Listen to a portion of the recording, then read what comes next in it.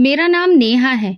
मेरी कहानी कोई आम कहानी नहीं है, बल्कि ये कहानी है अंधेरे में आंख खोलने, गरीबी में सांस लेने और बचपन में बोझ उठाने की। मैं तुम्हें अपनी कहानी सुना रही हूँ, वो कहानी जो मेरे बचपन के कच्चे आंगन से शुरू होती है। मैं अपनी माँ के साथ एक किराए के कमरे में रहती थी। एक ऐसा कमरा जिसकी दीवारों में नमी बसी हुई थी और छत पर बारिश में हमारे साथ वो रोती थी।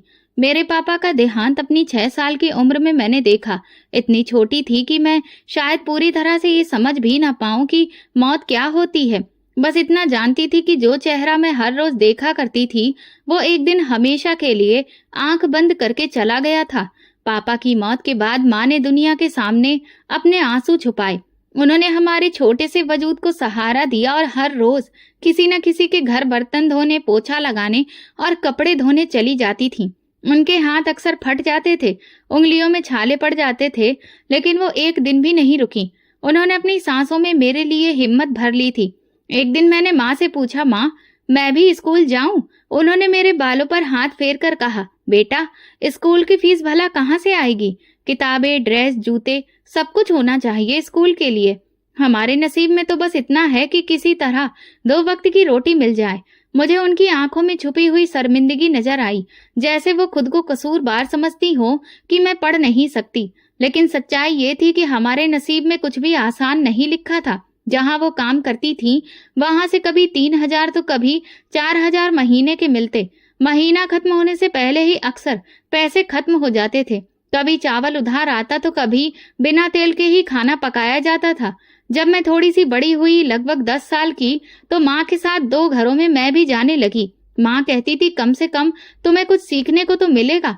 मैं सीखना चाहती थी बहुत कुछ, लेकिन शायद किस्मत को तो कुछ और ही मंजूर था। जहां भी गई 2 दिन बाद बस ये कहकर निकाल दिया गया कि ये बच्ची कोई काम ढंग से नहीं करती है, बल्कि ये चीजें तोड़ देती है, बात भी नहीं सुनती है।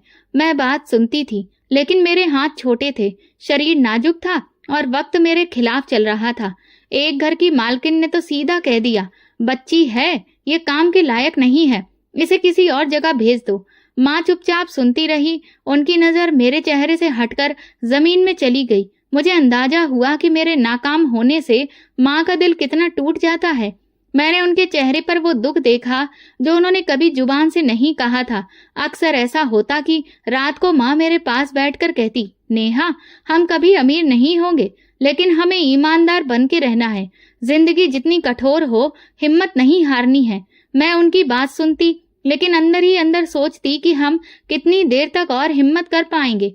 कब तक हम दूसरों के दरवाजे पर जाते रहेंगे? कब हमारे नसीब में भी कुछ अच्छा होगा? गर्मियों की एक रात थी, बिजली भी नहीं आ रही थी। मैं और माँ मिट्टी के फर्श पर चारपाई डालकर लेटे हुए थे। माँ की सांस भारी लग रही थी। मैंने उनके माथे को छुआ तो वो पसीने से भीगा था। माँ आप ठीक तो हैं? मैंने उनसे पूछा। उन्होंने जबरदस्ती मुस्कुराने की कोशिश की। बस थोड़ी सी थकान लग रही है, कल ठीक हो जाऊंगी। लेकिन वो कल कभी भी बेहतर होकर नहीं आया। धीरे धीरे माँ की तबीयत खराब होती जा रही थी। एक दिन मैंने उनके हाथ पकड़कर कहा, माँ मुझे भी काम पर ले चलिए, मैं धीरे धीरे सीख जाऊंगी, मेहनत करूंगी। उन्होंने मेरे हाथ जोर से पकड़े, जैसे मैं उनके हाथों से निकल जाऊंगी। तुम मेरा सहारा हो नेहा, अगर तुम्हें कुछ हो गया तो मैं क्या करूंगी? लेकिन मजबूत तो मैं बनना चाहती थी, इसलिए अगले दिन माँ के मना करने के बावजूद भी मैं एक और घर में आ गई। वहां काम मांगा, 2 दिन काम करवाया और वहां तीसरे दिन दरवाजे से बाहर निकाल दिया गया। छोटी उम्र है अभी तुम्हारी, अभी तुम्हें खेलने के दिन है, ना कि काम पर जाने के, वो कहने लगी। मैंने दिल में सोचा कि मेरे नसीब में खेल कहाँ है। मैं कहाँ खेलती थी, मैं तो बस जीती थी, वो भी रोज अपनी माँ की सांसों की डोर के साथ। माँ के साथ साथ उनकी सांसें उखड़ने लगती। शुरू के हफ्ते में पहले उन्हें बुखार होता, फिर अक्सर उनकी तबीयत और खराब होती, और फिर ऐसा वक्त भी आया कि वो चूल्हा जलाते जलाते ही एक तरफ गिर गईं। मैं भागकर उनके पास गई। माँ आप ठीक तो हैं? उनके हल्के से उन्होंने सिर हिलाया, जैसे कह रही हो हाँ मैं ठीक हूँ, लेकिन उनकी आंखों में कमजोरी साफ दिख रही थी। उसी दिन से कुछ बदलने लगा। जो माँ कभी दिन के 10-10 घरों में काम करती थी, अब 1-2 घर का भी काम पूरा नहीं कर पा रही थी। उनका शरीर हर वक्त भारी, जैसे किसी ने सारा खून निचोड़ लिया हो। खांसी भी अब लगातार आती रहती थी। मैंने उन्हें डॉक्टर के पास ले जाने की कोशिश की, लेकिन हमारे पास इतने पैसे नहीं थे। माँ ने कंबल ओढ़कर कहा, 2 दिन आराम करूंगी तो सब ठीक हो जाएगा। लेकिन वो 2 दिन 2 हफ्ते बन गए और हफ्ते महीने में बदल गए। घर में चूल्हा अभी तक छोड़ छोड़ कर जल रहा था। मैं दिन में यहाँ वहाँ घूम रही थी, कभी किसी के खेत में सब्जी की तलाश में, तो कभी किसी दुकान पर बसी हुई रोटी मांगने के लिए। कुछ दिन भीख की रोटी भी मिली, लेकिन फिर वो भी बंद हो गई। एक दिन पड़ोस की मौसी के घर गई, दरवाजा खटखटाया। वो जब बाहर आई तो मैंने धीरे से कहा, मौसी, माँ के लिए थोड़ा सा दूध अगर मिल जाता, उन्हें बहुत कमजोरी हो रही है। उन्होंने मेरी तरफ देखकर कहा, नेहा, हम भी किसी के आश्रय पर हैं, रोज रोज कुछ भी देना हमारे बस में नहीं है। फिर दरवाजा बंद कर दिया। मैं चुपचाप लौट आई, हाथ खाली और दिल में दरार। वो मौसी जिन्होंने माँ के साथ बैठकर कई बरसों तक नाश्ता किया, जिनकी बीमारी में माँ ने उनकी सेवा की थी, आज जरूरत पड़ने पर उन्होंने मुंह फेर लिया था। माँ का चेहरा अब सफेद सा पड़ने लगा था। वो अक्सर चुप रहती और जब बोलती तो बस मेरी फिक्र करती रहती थी। नेहा, कुछ अगर मुझे हो गया तो तुम अकेली क्या करोगी? मैं उनकी बात का जवाब नहीं देती। मेरे पास कोई जवाब था ही नहीं। बस रोज की तरह मैं उनके माथे और सिर पर गीला कपड़ा रखती, उनके और हल्का गर्म पानी का गिलास लेकर आती और भगवान से प्रार्थना करती रहती। एक दिन माँ की हालत कुछ ज्यादा ही खराब हो गई।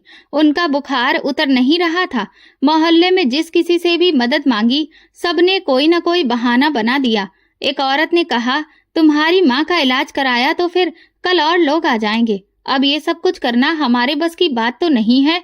कमरे में वापस आई तो माँ करवट लेकर लेटी हुई थी, पसीने में भीगी हुई और शरीर ठंडा पड़ता जा रहा था।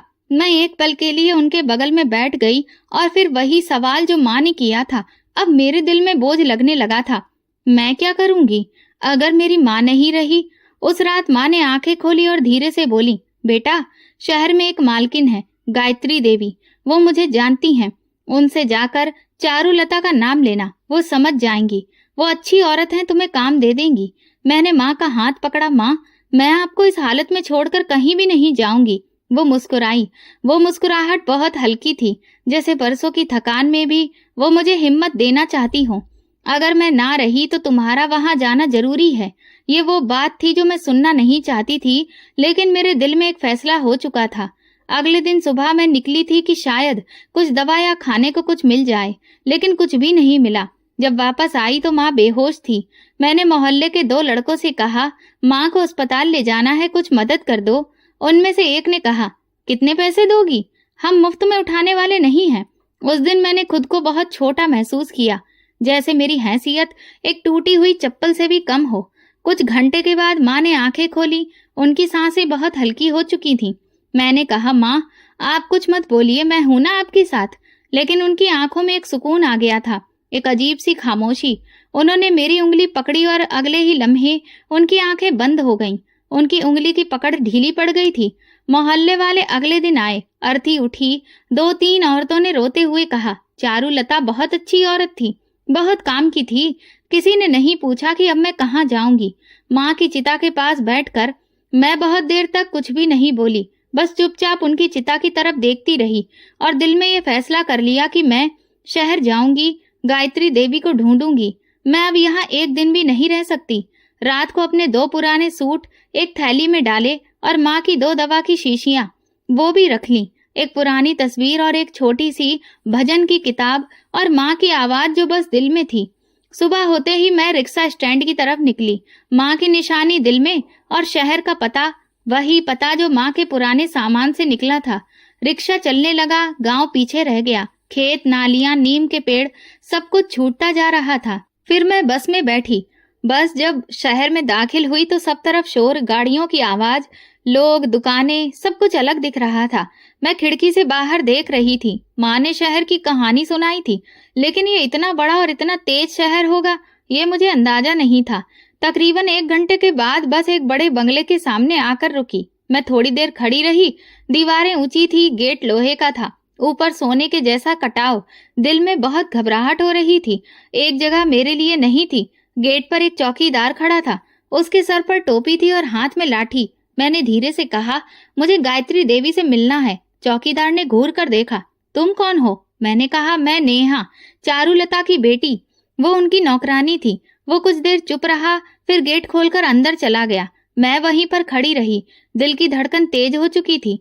5 मिनट बाद वो वापस आया और बोला, मालकिन बुला रही हैं।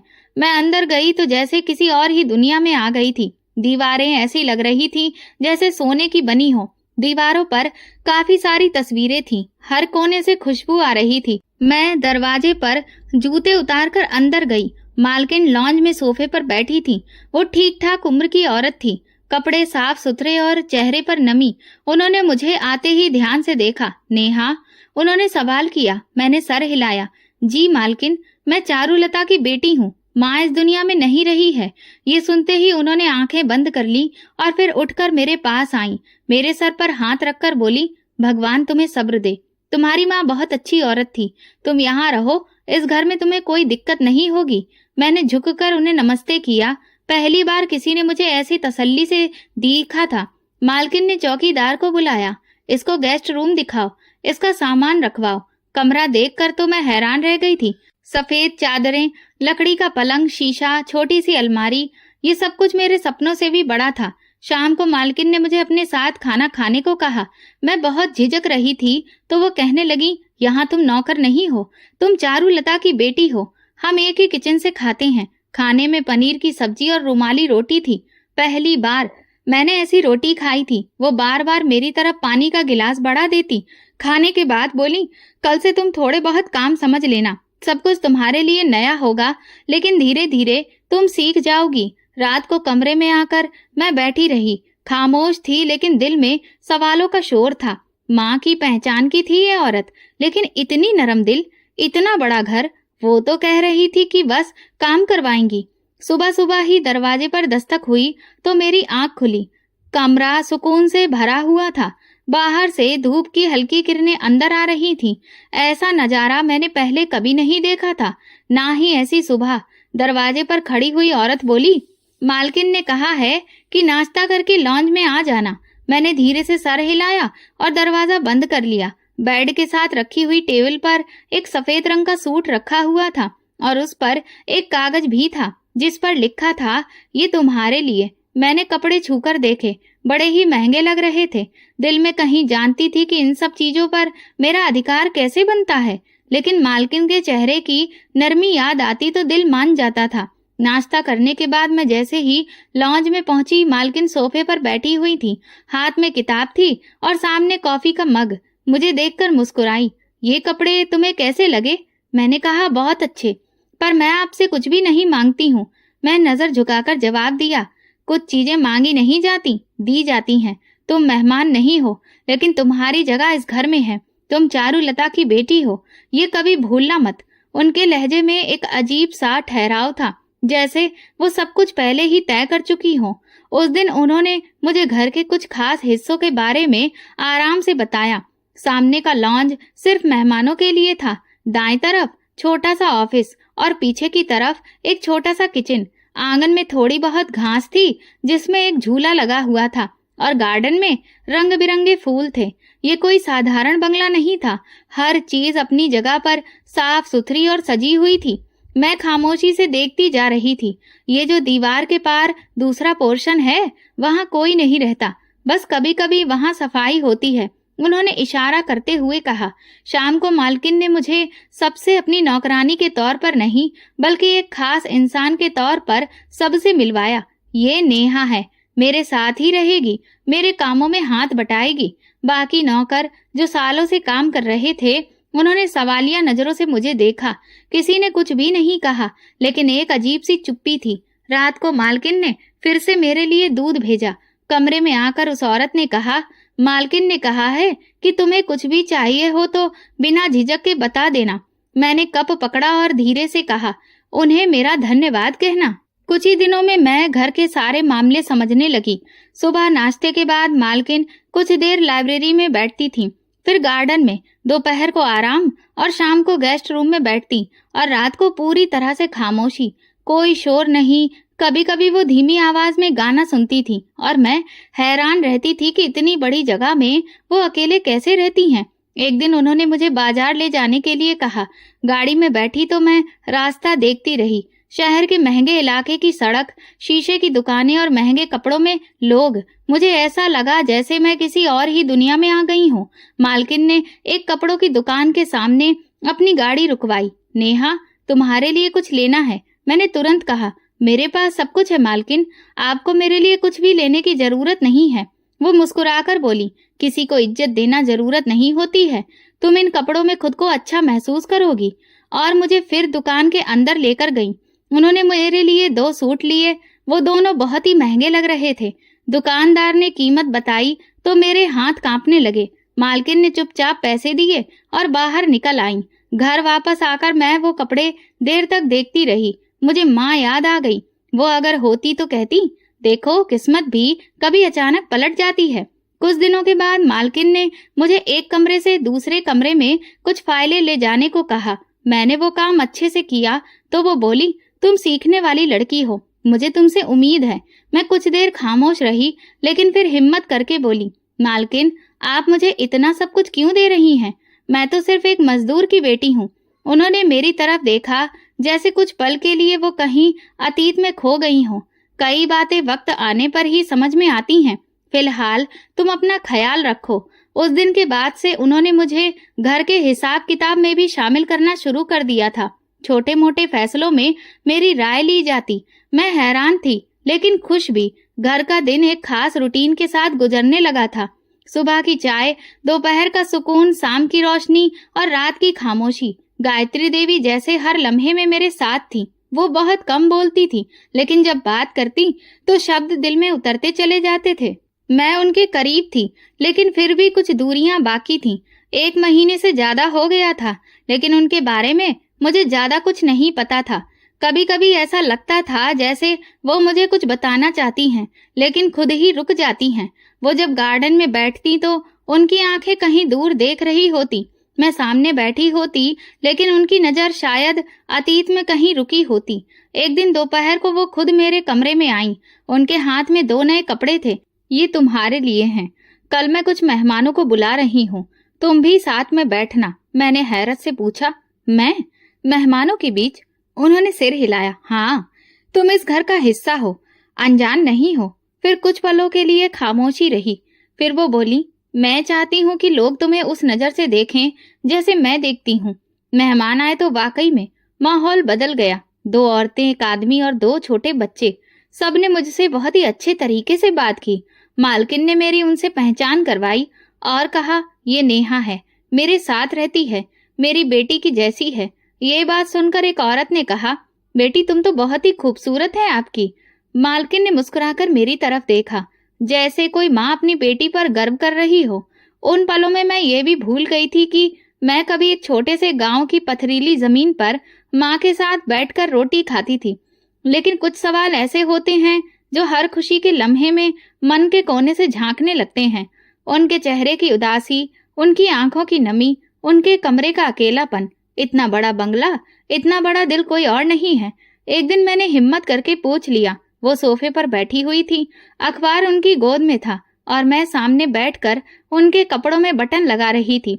मैंने नजर नीचे रखकर कहा, मालकिन आपके घर में कोई और नहीं रहता है? वो थोड़ा सा रुकी, अखबार एक तरफ रख दिया, फिर धीरे से बोली, मेरे 2 बच्चे हैं। मैं चौंक कर उनकी तरफ देखने लगी, लेकिन वो नजरें बचा रही थी।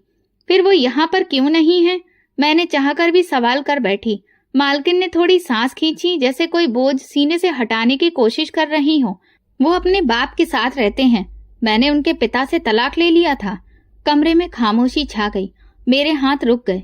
मैंने कोई और सवाल नहीं किया। वो अपने शब्दों को एक हद से आगे नहीं ले गई।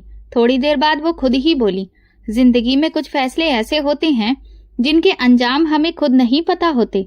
बच्चों को बाप के पास छोड़ देना कोई एहसान नहीं था, लेकिन शायद जरूरी था। मैंने उनके चेहरे को ध्यान से देखा। उनकी आंखें अखबार के कोने में अटकी हुई थीं, जैसे वहां कोई जवाब छुपा हो। अगले दिन सुबह वो बहुत शांत लग रही थी। नाश्ता भी मेरे साथ किया।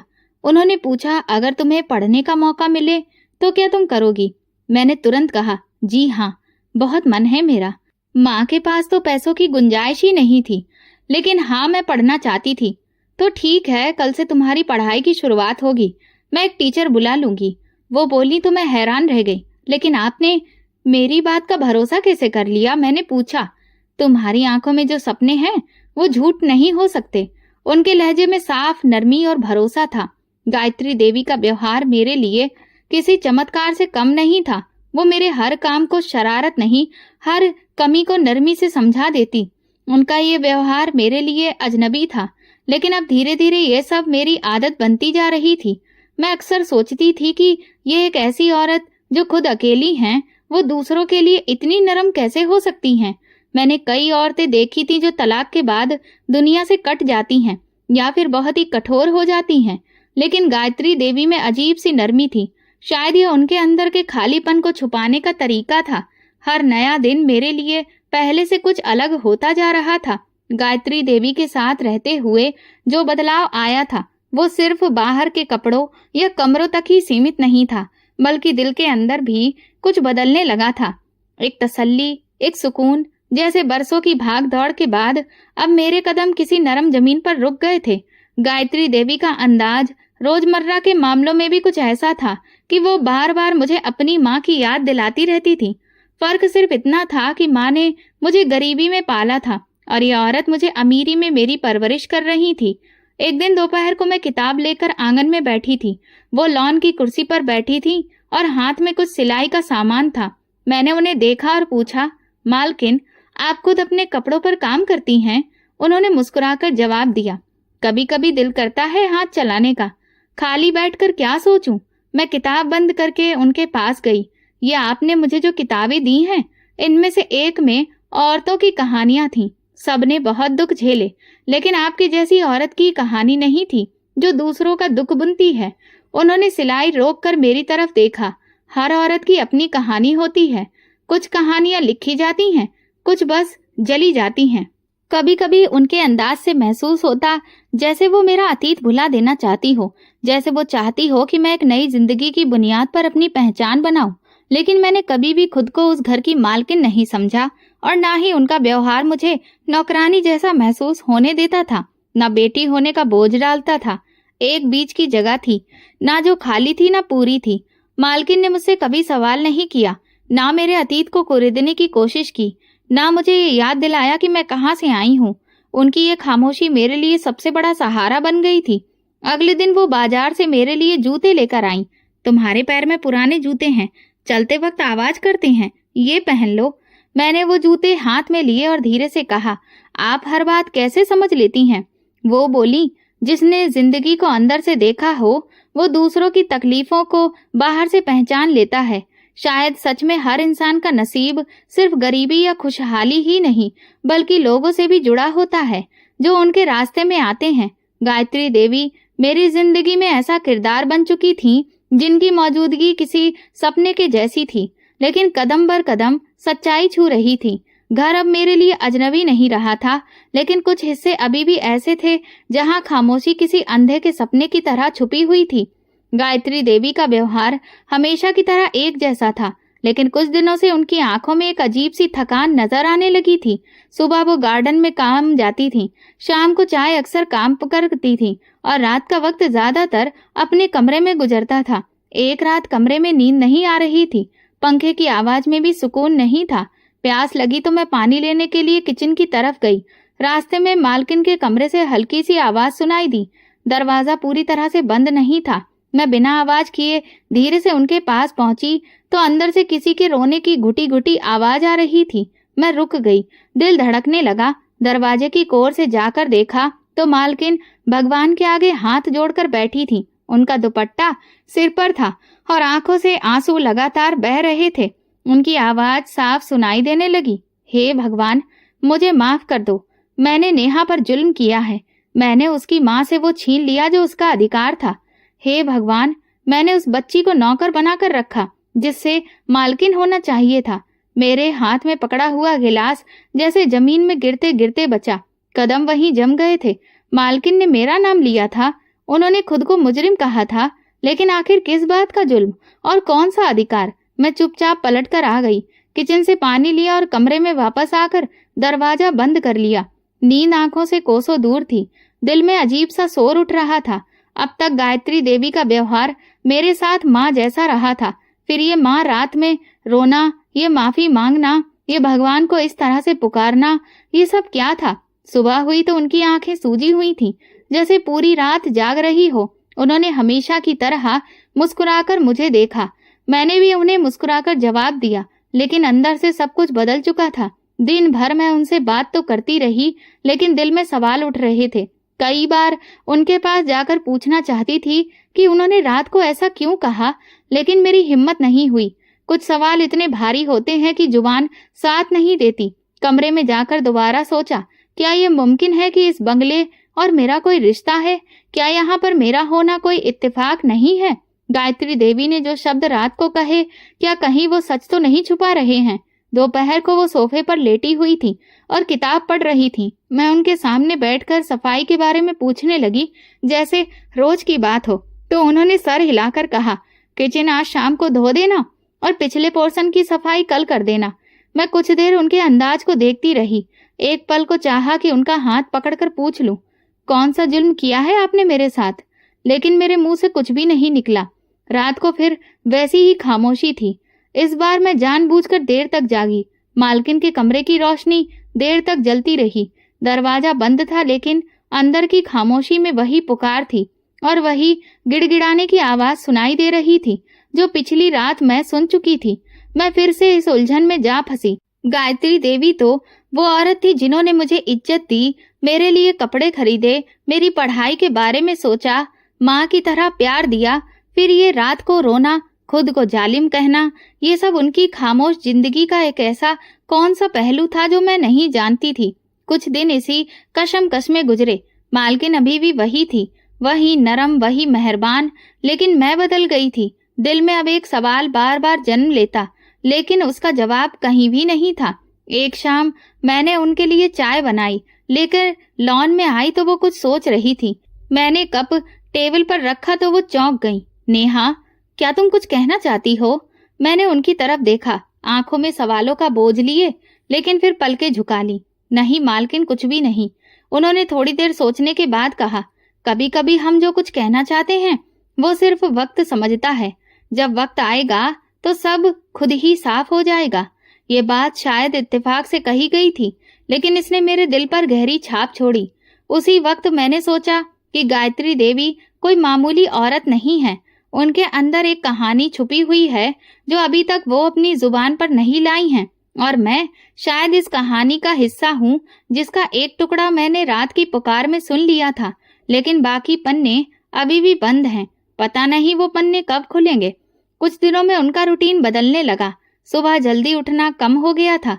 दिन भर वो कमरे में बंद रहने लगी थी। घर के नौकर भी अब उलझन में थे, लेकिन किसी में इतनी हिम्मत नहीं थी कि उनसे पूछे कि सब ठीक है ना।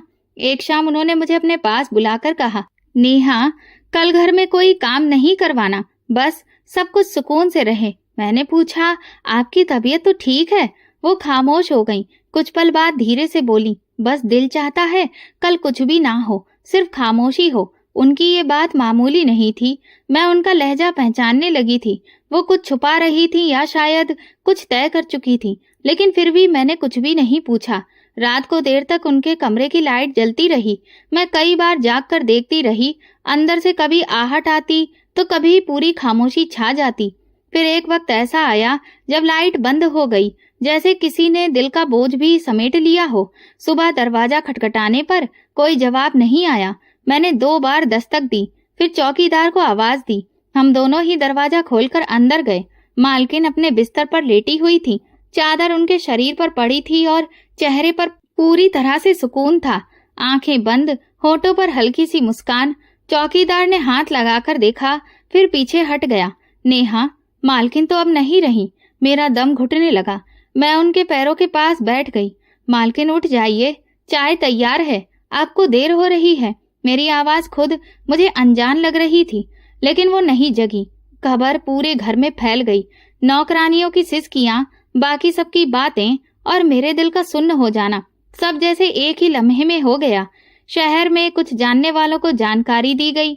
उनका पुराना वकील, कुछ पुराने नौकर और 2 लोग जिन्होंने हमेशा अपने से दूर रखा उन्होंने आज उनकी अंतिम यात्रा में शामिल होने आए थे। उनके बच्चे, मैं उन दोनों को पहली बार देखा था। चेहरे पर वही भाव था जो कि मालकिन के चेहरे पर था, लेकिन आंखों में अजनबीपन था।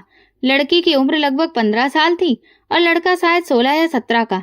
वो दोनों खामोश खड़े रहे, ना किसी से बात करना, ना कोई सवाल। अंतिम यात्रा बड़े ही अच्छे तरीके से हुई। लोगों ने उनकी अच्छाइयों की गवाही दी और मैं सबको सुनकर सोचती रही कि ये वही औरत जो इतनी खामोश थी, इतनी प्रार्थनाएं करती थी, वो क्यों इतनी तड़पती रही? कौन सा राज था जो उनके आखिरी लम्हे तक उन्हें बेचैन करता रहा? रात को कमरे में आकर मैंने उनके बिस्तर की चादर ठीक की, उनका तकिया ठीक से रखा और उनकी आखिरी पहनी हुई चप्पल एक कोने में रखी। अलमारी खोली तो अंदर एक डायरी थी। हाथ कांपने लगे, अभी खोलने की हिम्मत नहीं थी। मेरी नजर खिड़की से बाहर लॉन पर पड़ी। वहां झूला हिल रहा था, हवा से या शायद किसी अंदर के एहसास से। गायत्री देवी चली गई, लेकिन उनके जाने के बाद खामोशी एक नई आवाज बन गई थी। अब उस घर में सिर्फ मैं थी और वो राज जो अभी तक पूरा खुला नहीं था। मालकिन के मरने के अगले दिन ही बंगले की हवा पूरी तरह से बदली हुई थी। आंगन में कुर्सियां लगाई गई थीं, बरामदे में मेहमानों के लिए चाय का बंदोबस्त किया गया था और अंदर ड्राइंग रूम में कुछ चेहरे बिल्कुल नए लग रहे थे, जिन्हें उस घर की दहलीज ने बरसों तक देखा नहीं था। मैं लॉन के एक तरफ बैठी थी, जहां मालकिन अक्सर शाम की चाय पीती थी। उनका वो खास सफेद रंग का कप अभी भी ट्रे में रखा हुआ था, जिसे कल रात से किसी ने नहीं हटाया था। दोपहर होते ही 2 गाड़ियां गेट के बाहर आकर रुकी। एक में वही लड़का और लड़की उतरे जिन्हें कल मैंने देखा था। उनके साथ एक ठीक ठाक उम्र का आदमी भी था, जिसके कपड़े साफ सुथरे थे। चौकीदार ने बताया कि ये वकील साहब हैं, मालकिन के पुराने जान पहचान के। सब लोग ड्राइंग रूम में जमा हो गए। मैं दरवाजे के पास मौजूद सोफे पर बैठ गई। मेरी मौजूदगी पर किसी ने भी ऐतराज नहीं किया, शायद इसलिए क्योंकि मालकिन के आखिरी दिनों में मैं उनके सबसे करीब रहने वाली इंसान थी।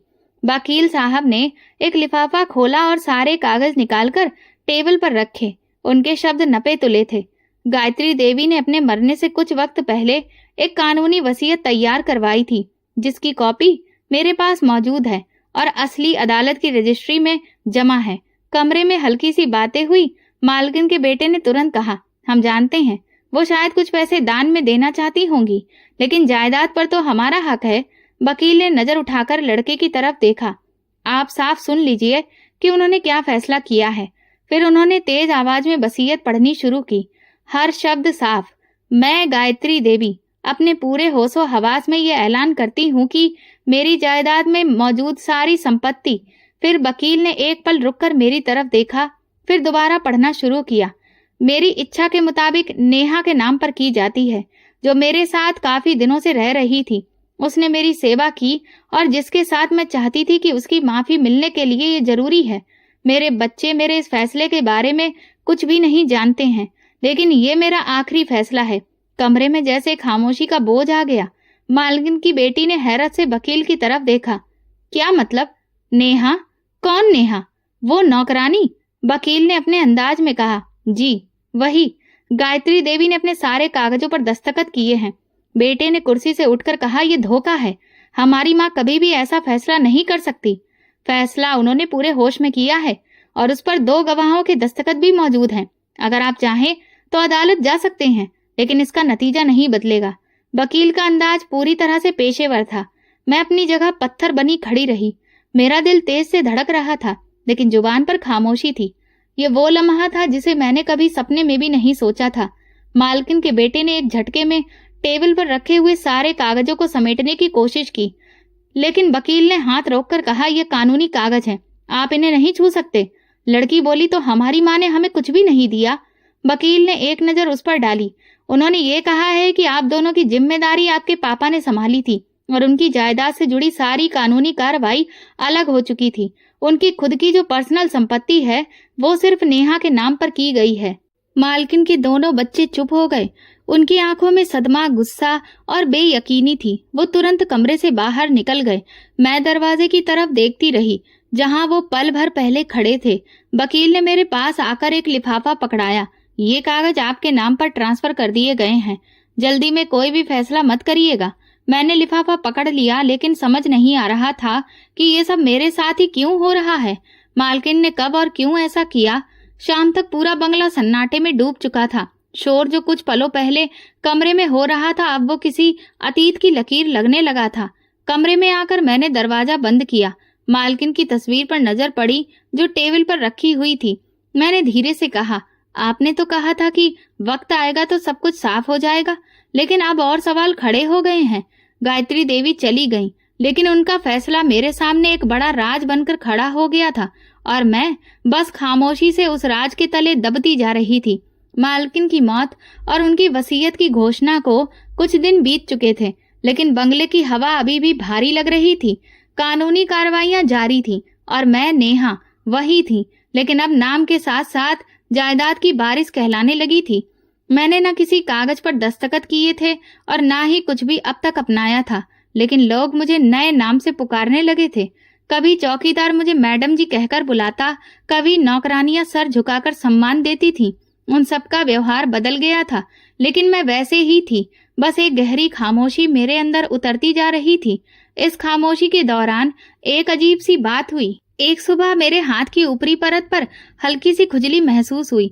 शुरू में मैं ज्यादा ध्यान नहीं दिया, सोचा कोई साधारण दाना होगा, लेकिन अगले ही दिन सिर्फ खुजली की जगह पर एक छोटा सा दाना दिखाई देने लगा, नरम चमकदार, जैसे पानी से भरा हुआ हो। मैं चुपचाप उसे दुपट्टे से छुपा लिया, लेकिन वो 1 से 2 में बदल गया और 2 से 5 हो गए और फिर कुछ दिनों में मेरा दायां हाथ उन छालों से भर गया।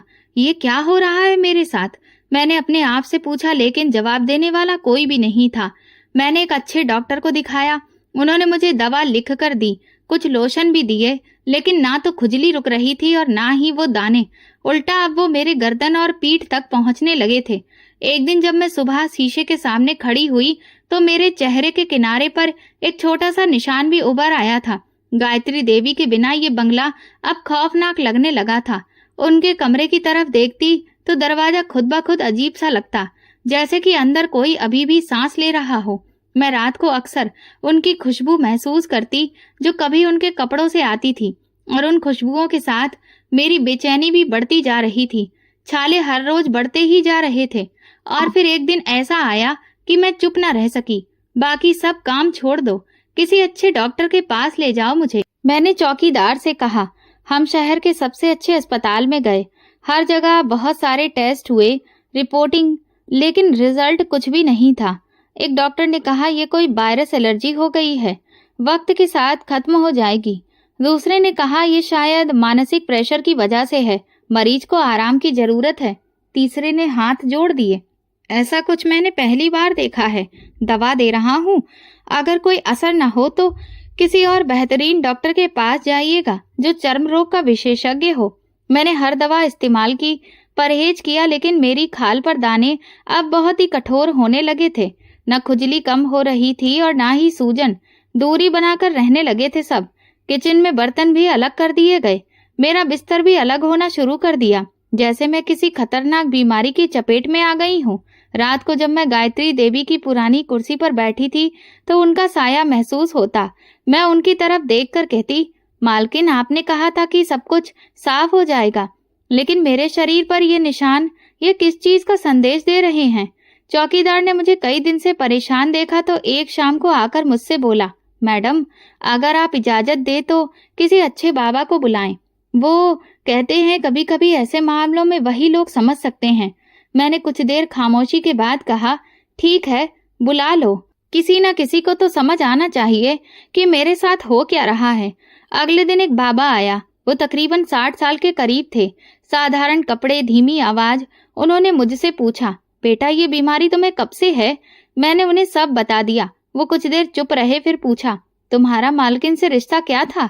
मैंने सिर्फ इतना कहा, वो मेरे लिए माँ के जैसी थी और उनकी मौत के बाद ही ये सब शुरू हुआ है। उन्होंने कुछ मंत्र पढ़े, मंत्र पढ़कर मेरे ऊपर से उतारे, कमरे का जायजा लिया और फिर रुककर बोले, ये जो आपके शरीर पर हो रहा है ये कोई आम बीमारी नहीं लगती है, ये किसी दिल के बोझ या राज की निशानी हो सकती है। राज?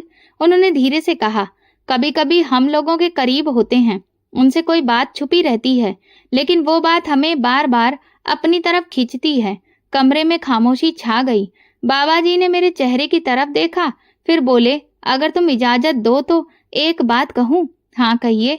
मालकिन को जिस जगह पर जलाया गया है उसी जगह पर जाओ, शायद वहां पर तुम्हें वो जवाब मिले जो तुम्हें कोई भी नहीं दे सकता। मेरे हाथ खुद से उन दानों को छुपाने लगे, लेकिन मेरे दिल में जैसे सोच लिया था कि शायद अब जवाब इस आंखों से दिखने वाली दुनिया में नहीं, बल्कि हवा में खुली हुई उस शक्ति में मौजूद है जहां खामोशी खुद सब कुछ कहती है। सुबह की पहली किरण हुई तो मेरी आंख खुली, लेकिन नींद जैसे सारी रात नहीं आई थी। तुम्हें शमशान घाट जाना चाहिए, शायद वही तुम्हें जवाब मिलेगा। पिछली रात के बाद मेरे दिल में एक अजीब सी बेचैनी हो रही थी। दाने ऐसा लग रहे थे कि सिर्फ शरीर पर नहीं दिल पर भी हो गए थे। मैंने खामोशी से एक कपड़े बदले और चौकीदार को आवाज दी, शमशान घाट ले जा सकते हो?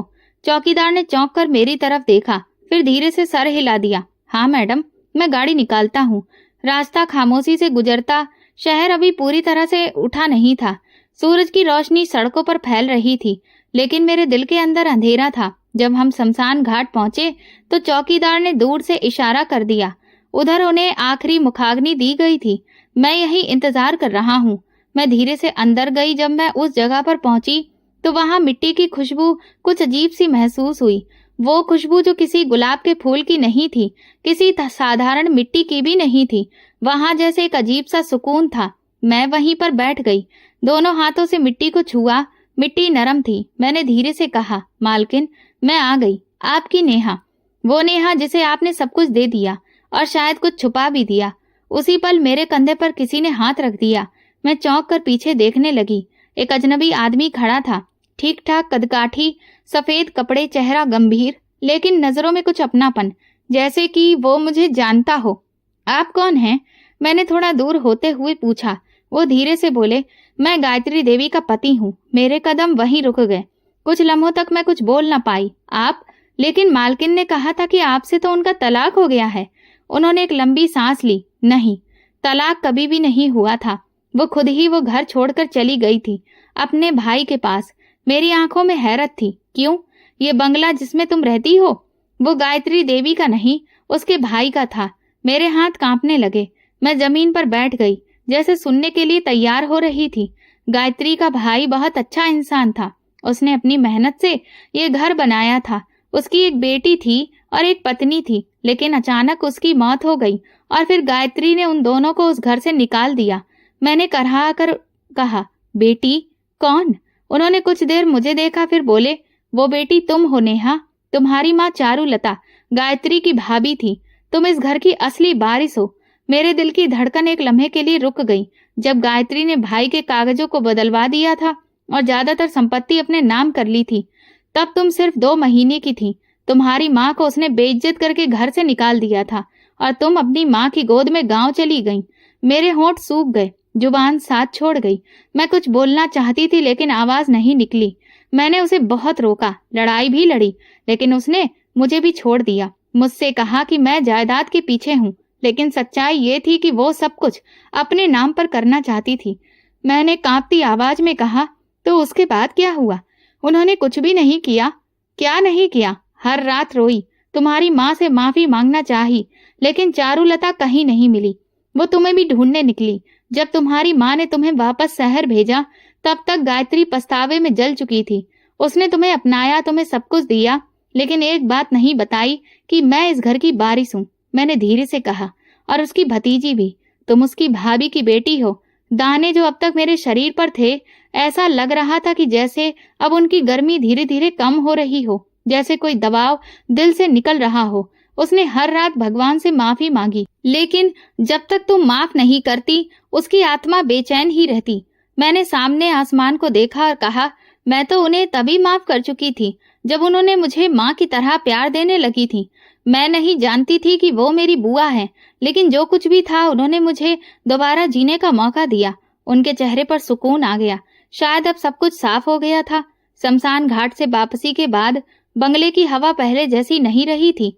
हर दरवाजा, हर दीवार अब एक नई सच्चाई का गवाह बन चुका था। वो खुशबू जो मालकिन के कमरे से आई थी, वो अब माफी मांगने वाली आत्मा की पहचान बन गई थी। पहले जो सवाल मेरे मन में घूमते रहते थे, अब सब शांत हो गए थे। मालकिन के पति ने मेरे साथ बैठकर खामोशी से चाय पी। सामने टेबल पर वही फाइलें रखी थी जिनमें मेरा नाम बारिश के तौर पर लिखा था, लेकिन उनका वजन कम महसूस नहीं हो रहा था। वो आखिरी दिनों में बहुत बदल गई थी। उन्होंने धीरे से कहा, अक्सर रात को मुझे खत लिखती थी, लेकिन कभी भी भेजती नहीं थी। शायद वो चाहती थी कि माफी शब्दों से नहीं, सामने से मांगी जाए। मैंने उनके चेहरे को ध्यान से देखा। उनकी आंखों में कोई शिकायत नहीं थी, बस एक थकान, जैसे बरसों का सफर पूरा हुआ हो। उन्होंने जो कुछ किया उस पर उन्हें बहुत अफसोस था। मैंने धीरे से कहा, लेकिन जो प्यार उन्होंने मुझे दिया वो किसी भी जुल्म से बढ़कर था। उन्होंने कागज मेरे सामने रखा। ये गायत्री का आखिरी खत है जो उसने मेरे लिए लिखा था, लेकिन शायद तुम्हारे लिए ज्यादा है। मैंने खत खोला। कागज पर सादा शब्द थे, नेहा, मैं तुम्हें कभी ये सब नहीं बता सकी। शायद हिम्मत नहीं थी। तुम्हारी माँ को मैंने घर से निकाला, तुम्हें जायदाद से अलग किया और सब कुछ अपने नाम कर लिया। उस वक्त मुझे लगा कि मैं सब समेट लूंगी, लेकिन वक्त ने मेरी आंखें खोल दी। तुम्हें जब पाया तो समझ आया कि जिसे मैं कमजोर समझ रही थी वही मेरे लिए सबसे कीमती थी। मैं जानती हूँ कि तुम सब समझ जाओगी और शायद मुझसे नफरत भी करोगी, लेकिन मैं सिर्फ इतना चाहती हूँ कि तुम मुझे माफ कर दो। खत हाथ में लिए मैं बहुत देर तक खामोश बैठी रही और फिर धीरे से कहा, मैं तो उन्हें कब का माफ कर चुकी थी। उसी दिन जब उन्होंने मेरे सर पर हाथ रखा था, मुझे बेटी कहा था। उनके पति ने गहरी सांस ली, जैसे बरसों का बोझ उनके कंधों से उतर गया हो। उसी शाम मैंने पहली बार वो अलमारी खोली जिसे मालकिन हमेशा ही बंद रखती थी। अंदर पुरानी तस्वीरें, कुछ कागज और एक छोटा सा झूमर पड़ा था। तस्वीर में वो मेरे पापा के साथ खड़ी थी और एक बच्ची उनके सामने गोद में थी। तस्वीर के पीछे सिर्फ एक शब्द लिखा था, नेहा। उसी रात मेरे शरीर पर पड़े हुए दानों में कुछ बदलाव सा होने लगा। ना वो खुजली हो रही थी और ना सूजन। सुबह मैंने शीशे में खुद को देखा तो मेरा बाजू, गर्दन, यहाँ तक कि मेरा चेहरा, सब कुछ साफ हो चुका था, जैसे कुछ था ही नहीं। चौकीदार हैरत से मुझे देखने लगा। मैडम, लगता है जैसे आप पहले जैसी हो गई हो। मैंने मुस्कुराकर कहा, क्योंकि अब मैं जान गई हूँ कि मैं कौन हूँ और जो सवाल थे वो सब खामोश हो गए। कई हफ्ते गुजर गए। बंगला मेरा घर बन गया था, लेकिन मैंने उसे वैसा ही रखा जैसा मालकिन चाहती थी। उनका कमरा वैसा ही सजा रहता जैसे वो अभी आएंगी। मैं अक्सर वहां बैठकर वही किताबें पढ़ती जिन्हें वो पढ़ा करती थी। वकील आया तो मैंने उससे कहा, इस जायदाद को ऐसा ही रहने दो। मैं यहाँ किसी भी हुकूमत को चलाने के लिए नहीं बैठी हूँ, सिर्फ ये चाहती हूँ कि जो हक है वो पूरा हो जाए। कभी कभी मालकिन के बच्चे भी आ जाते। मैं कभी ना उनसे कोई शिकायत की और ना ही कोई अधिकार जताया। मैंने उनके लिए दरवाजे खुले रखे, जैसे कि कभी मालकिन ने मेरे लिए खोल रखे थे। एक दिन बगीचे में मैंने उनकी पसंद के फूल उगाए। हे भगवान, जिसने मुझसे छीन कर सब कुछ मुझे दोबारा वापस दिया, उसकी आत्मा को शांति देना। जिसने मेरे साथ पहले ना इंसाफी की, बाद में उसने अपने पश्चाताप से माफी भी मांगी और मैंने उसे माफ भी कर दिया, क्योंकि वो मेरी बुआ थी। मुझे भरोसा है कि भगवान ने उन्हें माफ कर दिया होगा और मेरे दाने, वो भी पूरी तरह से खत्म हो गए थे। शायद वो दाने मेरे शरीर पर नहीं बल्कि सवालों के थे, जिनके जवाब मिलने के बाद वो पूरी तरह से खुद ही मिट गए। ये घर, ये सुकून, ये खामोशी अब मेरी पहचान थी, क्योंकि मैं नेहा हूँ, इस जमीन की असली बारिश। सच को कितना ही क्यों न छुपाया जाए, लेकिन एक न एक दिन वो सामने आ ही जाता है, जो दिलों को जोड़ती है और जख्मों को भर देती है। ये वीडियो केवल मनोरंजन के उद्देश्य से बनाया गया है। सभी पात्र काल्पनिक हैं। वास्तविक व्यक्तियों, जीवित या मृत या वास्तविक घटनाओं से कोई समानता विशुद्ध रूप से संयोग है। किसी भी व्यक्ति, धर्म या जाति को ठेस पहुंचाने की मंशा नहीं है। दोस्तों, अगर आपको हमारी कहानी पसंद आई हो तो कमेंट करके वीडियो को लाइक, शेयर करें और हाइप दें। चैनल पर नए हैं तो सब्सक्राइब करें और नोटिफिकेशन बेल दबाएं ताकि अगली अपडेट सबसे पहले आपको मिले। धन्यवाद।